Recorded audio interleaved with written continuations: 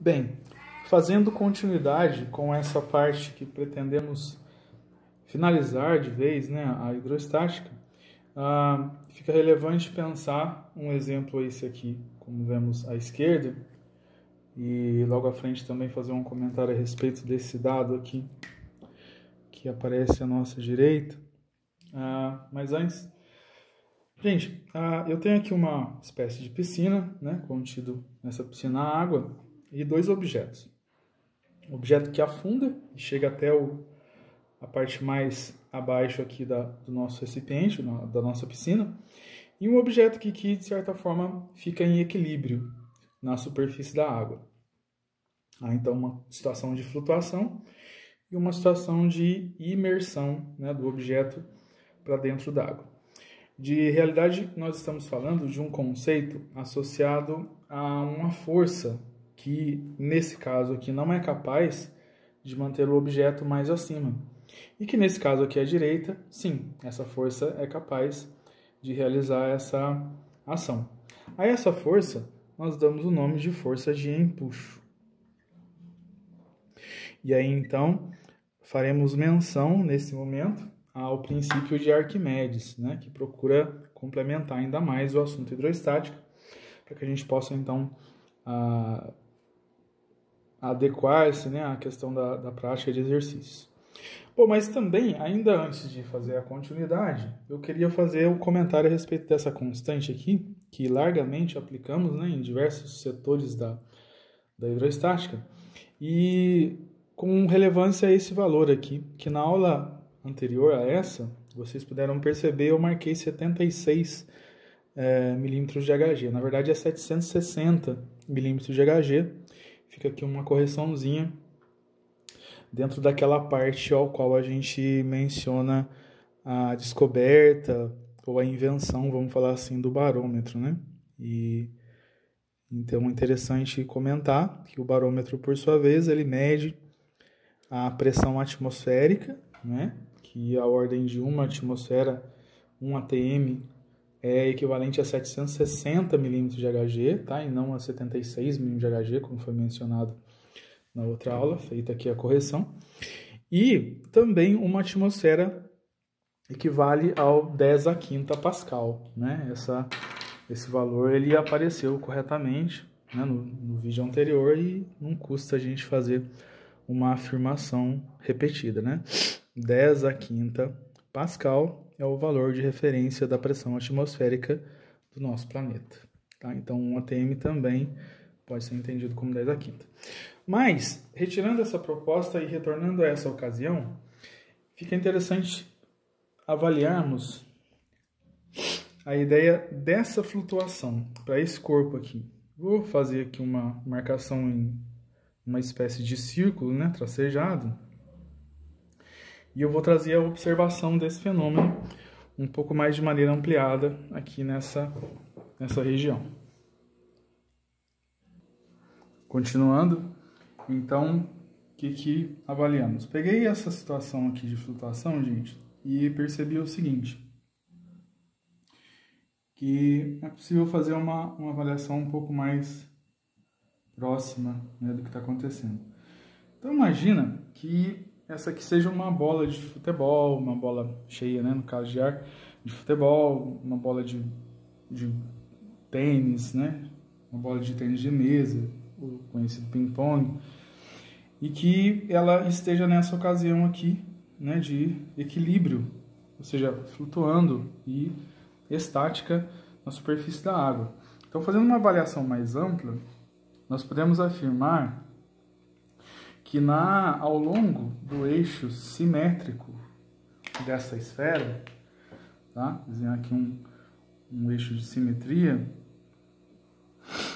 ao longo desse eixo, nós temos cada vez mais a proximidade desse objeto ao fundo d'água, né? Então, a gente pode destacar 3 pontos aqui. O ponto na superfície, um ponto aqui mais na região ao meio desse objeto e um ponto aqui. E a ideia é pensar que podemos afirmar o seguinte: conforme eu avalio o ponto nesse corpo com tamanho considerável, Esse ponto aqui, ele encontra-se num ponto de pressão P1, né? Posso aqui avaliar esse ponto como um ponto de pressão P1. Esse ponto aqui como um ponto de pressão P2 e esse ponto aqui como um ponto de pressão P3, até sujeito a uma pressão externa aqui pelo meio ar. Porém, nessa região e nessa, eu tenho pressão exercida pelo próprio líquido.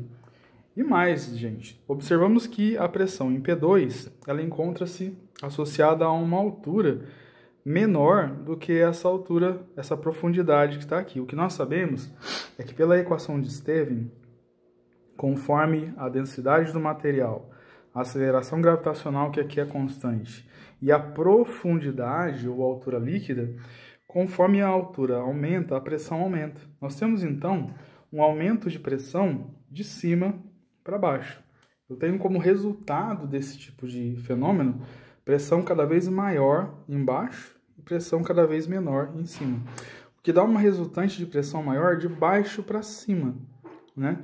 Gerando uma força resultante de baixo para cima também, o que caracteriza o empuxo. Então, para nós, empuxo vai ser nada mais que uma força resultante que eleva o objeto de baixo para cima. Então, o empuxo é uma força,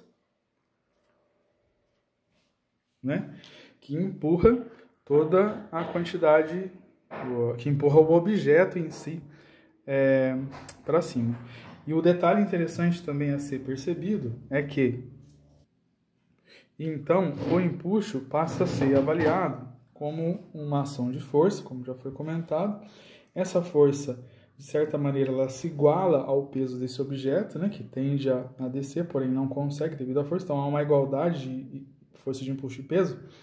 E mais, esse peso nada mais é que a avaliação da massa do corpo, que está aqui em flutuação, vezes a aceleração da gravidade. Mas um ponto importante é que a massa que encontra-se aqui equilibrada com a massa líquida que foi deslocada, né, a gente pode dizer que a porção de água que foi deslocada por conta desse objeto é a mesma porção, ou seja, eu tenho a igualdade dessas porções, né? Tanto o volume que está imerso é igual ao volume de água que saiu.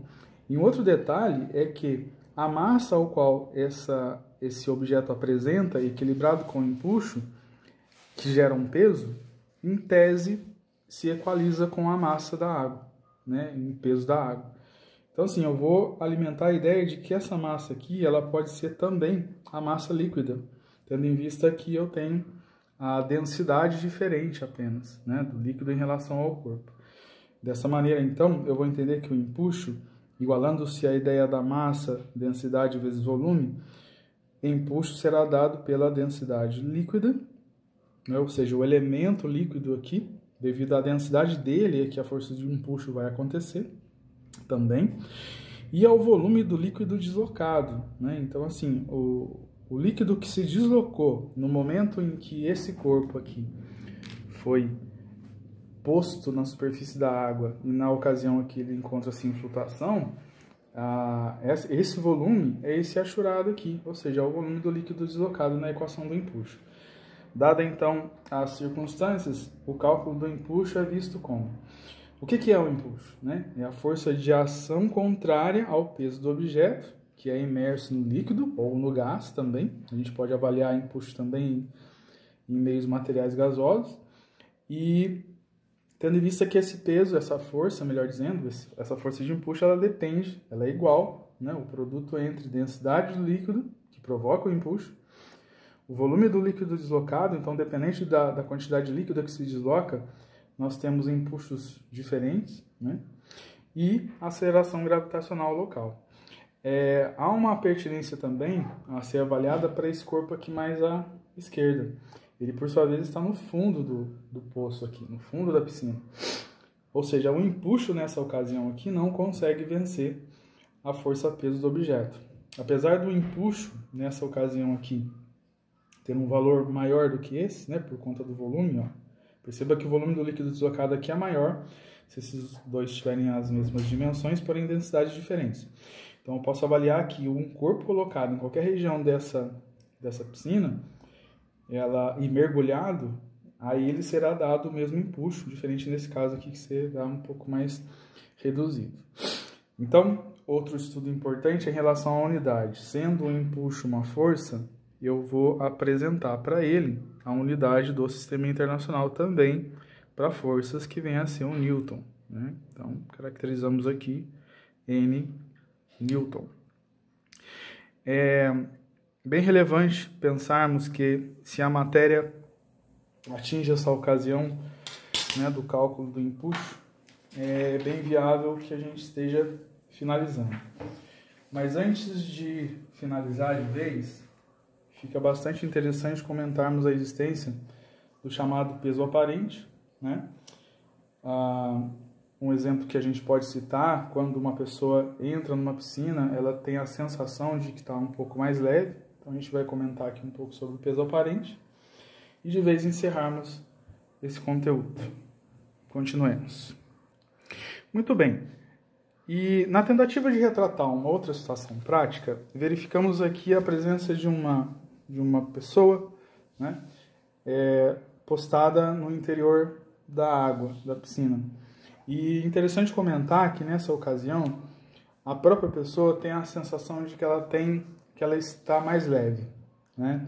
Então ela tem uma sensação de um peso aparente, que a gente pode mencionar como sendo aquele peso,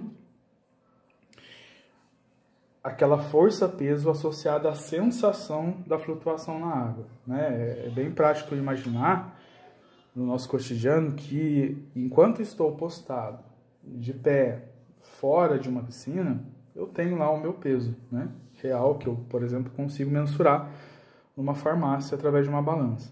Porém, quando eu entro numa piscina, de corpo inteiro praticamente, há uma leveza, uma sensação de leveza no meu corpo, né? Até a possibilidade de carregar alguém no colo dentro d'água, né? Diferente do que aconteceria se fosse fora d'água, né? É mais fácil carregar alguém no colo dentro d'água do que fora dela, por conta dessa sensação de peso aparente. Na realidade, eu estou sustentando um peso aparente, né? Se eu desejar carregar um objeto mais pesado dentro d'água. Ou dentro de outros fluidos, né, que apresentem aí uma considerável força de empuxo. A gente pode dizer, então, que esse peso aparente mais reduzido vem a ser uma diferença entre duas forças, né? Basicamente, a força-peso ela age na direção para o centro do planeta Terra, enquanto que o empuxo atua no sentido contrário, né? Reduzindo, então, e dando essa sensação de um peso aparente. Muito bem. Então, uma expressão que surge, né, dessa avaliação que acabei de comentar nesse trecho da aula, o peso que aparentemente sentimos dentro d'água, na realidade é o peso verdadeiro nosso, peso real, esse Rzinho aqui tem a ver com o real, menos a força de empuxo que o próprio elemento líquido vai exercer, né? Ou, de uma maneira muito vista aí em literaturas para estudo de vestibular, o peso verdadeiro, né, de uma pessoa ao entrar na água, na realidade é a soma do peso aparente, que acontece aqui, e o empuxo. Se quiséssemos também caracterizar nesse desenho a presença dos vetores peso, né, interessante comentar, mostrar aqui vetorialmente a ação do empuxo e a ação do peso real da pessoa. Então, rapidamente, a gente pode verificar assim. Bem, visualizando aqui então a presença dos vetores peso real, né, agindo na vertical para baixo, e o valor do empuxo aqui, mais ou menos na região do umbigo da pessoa, né, o empuxo para cima. Então, a diferença desses vetores, né, peso real menos o empuxo, dá o peso aparente, a sensação de leveza quando os corpos estiverem imersos completamente, parcialmente nessa matéria. Lembrar que peso real, peso aparente, peso real e empuxo, todos eles na unidade Newton, né, para aplicação de exercício. Bom, ainda falando numa terceira ocasião dessa figura aqui ainda em nossa lousa, eu queria afirmar também a presença de uma equação associada à flutuação desse objeto. Ele flutua, por sua vez, devido a essa análise vetorial das forças peso e empuxo na figura. Então, o peso, por sua vez, esse peso aqui é o peso do objeto. enquanto que a força de empuxo contrária atua e gera a flutuação do corpo. Então, eu posso afirmar que o empuxo vai ser igual ao peso do corpo. Só que mais ainda, eu consigo lembrar que o empuxo nada mais é que a densidade líquida, né? Ele quem gera o empuxo vezes o volume do líquido deslocado vezes G. Enquanto que o peso do objeto é a massa do objeto, né, desse corpo flutuante aqui, massa do corpo, vezes a aceleração gravitacional, onde pelos dois lados a gente consegue cancelar. Mais do que isso também, a densidade líquida vezes o volume do líquido que ficou deslocado, importante, vai ser igual ao produto da densidade do corpo e volume do próprio corpo, né? Então, nós temos uma relação matemática entre densidades líquido e corpo e volumes. No caso aqui, volume do corpo e aqui o volume do líquido deslocado. Então, essa expressão ela é interessante também para avaliarmos flutuação em objetos, né, parcialmente imersos na água. Então, por exemplo, a questão associada à flutuação de um iceberg, né? Então, o iceberg ele possui uma parte da sua constituição dentro da água e uma parte bem pequena da sua constituição fora da água, né? Então, eu consigo avaliar, por exemplo, densidade líquida, né, que seria do oceano, densidade do corpo, seria a densidade do gelo, né, que gera o iceberg, o volume do corpo, ou seja, esse volume do corpo que a gente avalia aqui, na realidade, é o volume de todo ele, né?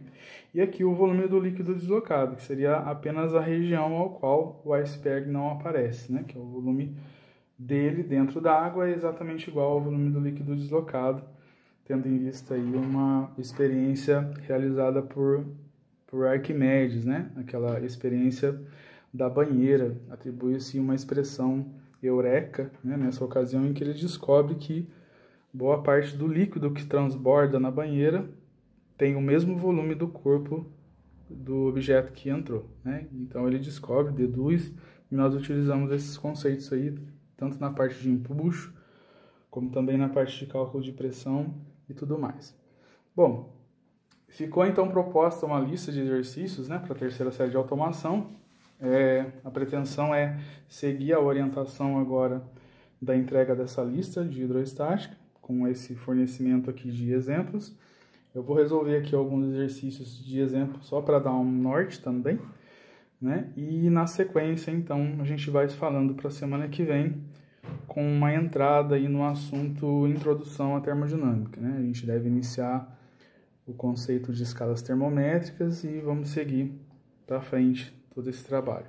Ainda nessas aulas também eu vou fazer o acréscimo, né, de 10 minutos finais, já com o assunto óptica, né, para inserir aí uma intensidade mais forte de matéria e encerrarmos aí próximo do mês de novembro, acredito, né, que talvez tenhamos aí o encerramento das aulas. Né? Não sei com certeza, precisamos verificar por conta dessa ocasião de pandemia, que muito incerta, né, a situação em algumas circunstâncias. Bom, vamos fazer aqui 2 exemplos de cálculos e continuamos a nos falar. Então, pegando um exemplo aqui, né, essa questão que vai fazer a aplicação do princípio de Pascal. Então, uma leitura aqui, ó. No macaco hidráulico representado na figura, sabe-se que as áreas das seções transversais dos vasos verticais, então a área de cada um deles aqui, ó, né? No caso aqui, A1, 20 centímetros quadrados, A2, 0,4 metros quadrados. Qual é o peso máximo que o macaco pode levantar quando fazemos uma força de 50 newtons em A1? Né? Então, A1 é essa região aqui. Ele fornece um dado, diz a gente que 1 kg força equivale a 9,8 newtons, e a proposta aqui é descobrir essa força. Então, reunindo os dados dessa questão, né, nós verificamos que há, então, uma área 1, né, efetiva de 20 centímetros quadrados, uma área 2 de 0,04 metros quadrados, perceber que a unidade é diferente. Ele questiona qual é o peso máximo que conseguiremos erguer, né, um objeto, utilizando-se em A1, ou seja, na área 1, a força de 50 newtons. Lembrando aqui rapidamente a figura, né, da questão, que é essa que está aqui. Então, eu vou inserir uma força de 50 newtons em A1, né, nessa parte aqui, ó. E qual é o peso máximo? Então, aplicando o princípio de Pascal, acredito ser uma questão bastante simples. Bem, então, apresentando aqui a equação do princípio de Pascal, né, nós temos F1 sobre A1 igual a F2 sobre A2. F1, então, vem a ser a força aplicada na área 1, 50 newtons. A área referente aqui, 20 centímetros quadrados, então o prefixo cent, 10 a menos 2 ao quadrado, então 10 a menos 4 aqui. Peso máximo vai ser a força F2, que é a incógnita, e por sua vez aqui a área referente a esse peso máximo, que é de 0,04 metros quadrados. Importante que as unidades precisam estar compatíveis, né? Eu coloquei a unidade metro quadrado aqui e aqui. A força aparece em newtons e o peso máximo vai ser calculado. Ao realizar o produto em cruz aqui, ó, 50 vezes 4 centésimos dividido por 20 vezes 10 a menos 4, encontramos então a ordem de um peso máximo de 1000 newtons, né? Então, lembrando que se eu quiser trabalhar esse tipo de exercício, né, em vasos comunicantes, o princípio de Pascal é bem adequado. Realizando a leitura de mais um exercício, nós temos esse exercício 30, interessante para se ver, né, da PUC São Paulo. Então ele comenta, há um bloco de madeira de volume 200 centímetros cúbicos, flutua em água, de densidade 1 grama por centímetro cúbico, com 60% do seu volume imerso, ou seja, dentro, né? O mesmo bloco é colocado em um líquido de densidade 0,75. O volume submerso do bloco vale em centímetros cúbicos, né? Então é importante aqui lembrar o volume submerso, ou seja, o que está dentro da água, né? E lembrar que também ele é colocado num líquido de densidade 0,75, né? Inicialmente ele encontra-se flutuando numa água cuja densidade é 1. Então a gente precisa fazer uma avaliação um pouco mais atenta desse exercício. Então, na primeira parte desse exercício, fica interessante associarmos uma expressão de proporção de densidade e volume. Nessa ocasião, então, temos alguns itens básicos. O volume do corpo é de 200 centímetros cúbicos. A densidade do líquido é de 1 grama por centímetro cúbico. E 60% do volume fica imerso, ou seja, esse valor é o volume do líquido deslocado. Temos então esses dados aqui e a aplicação de uma equação, no caso, essa expressão. Em substituições, então vejamos, ao atualizar aqui a questão, eu tenho a densidade líquida 1 grama por centímetro cúbico, a densidade do corpo então pode ser encontrada, levando-se em consideração que o volume do corpo sobre o volume do líquido deslocado, no caso, o volume do líquido deslocado é 60% do volume do corpo. A gente consegue cortar, então, o volume do corpo com o volume do corpo, restando densidade do corpo igual a 0,6 vezes 1, ou seja, 0,6 gramas por centímetro cúbico é a densidade desse corpo. No caso, o exercício deseja que nós realizemos um cálculo sobre o volume submerso, ou seja, que está dentro do líquido, quando esse novo líquido, por sua vez, tem densidade 0,75. Vamos lá. Bom, nesse estágio 2 aqui, um novo líquido é utilizado, cuja densidade é 0,75 gramas por centímetro cúbico, né? A densidade do corpo foi descoberta na primeira fase do exercício, nessa região aqui, ó, 0,6. E o que desejamos? Verificar qual é o volume submerso nessa ocasião da utilização desse líquido. Então, novamente, eu aplico essa expressão, né? Vamos lá. Então, lembrando, densidade do líquido deslocado sobre a densidade do corpo, igual ao volume do corpo sobre o volume do líquido deslocado, que no caso é o volume submerso. Lembrando que a densidade líquida, agora, 0,75. Lembrando que a densidade do corpo, calculada anteriormente, 0,6. Lembrando que o volume do corpo é constante, 200 centímetros cúbicos. E o volume do líquido deslocado, quem de fato nós estamos procurando. Então, realizando as contas, faço aqui um produto VLD 0,75, 0,6 vezes 200 e faço então o isolamento do volume do líquido deslocado, chegando na resposta do exercício. Chegamos então ao volume do líquido deslocado, 160 centímetros cúbicos, né? Então, também um exercício interessante, ao qual fazemos aqui uma aplicação da expressão que relaciona o equilíbrio de corpos em elementos líquidos, razão das densidades líquido e corpo, e razão dos volumes corpo e líquido deslocado. Vamos fazer mais um aqui. Mais um exercício para fazer uma espécie de encerramento. Uma pequena bola de borracha está presa por um fio leve ao fundo do recipiente cheio d'água, como mostra a figura. Se o volume da bola submersa, né, essa bolinha aqui, ó, for da ordem de 5×10 a menos 4 metros cúbicos, e a sua massa for de 1×10 a menos 1 quilos, qual será a tensão no fio, né? Então, basta fazer aqui uma avaliação de equilíbrio e calcularmos através do empuxo. Vamos lá. Importante verificarmos nesse exercício, né? Peso para baixo, tração puxando, empuxo para cima.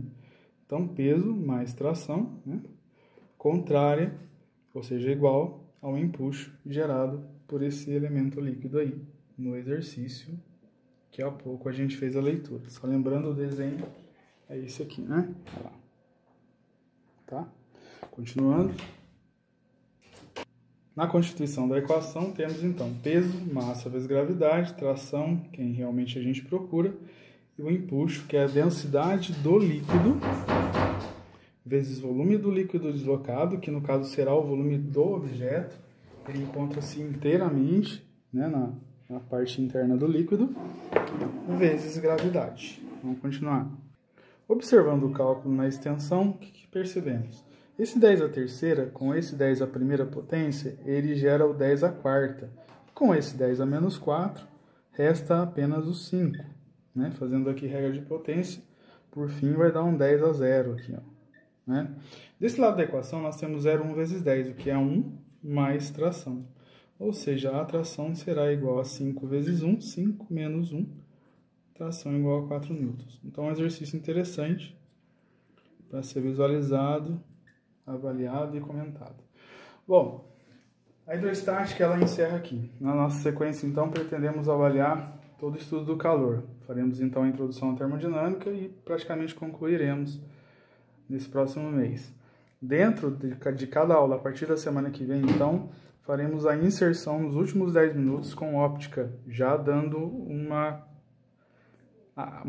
proposta complementar da nossa matéria, né? Para que, então, tenhamos um fechamento em novembro, né, ou outubro, referente à finalização das aulas, que essa certeza ainda não tenho, ficaria mais por parte da direção do colégio, saber essa data, né, precisa, mas é para o final do ano, claro, e continuarmos o trabalho. Bom, gente, um abraço, fica com Deus, até a próxima.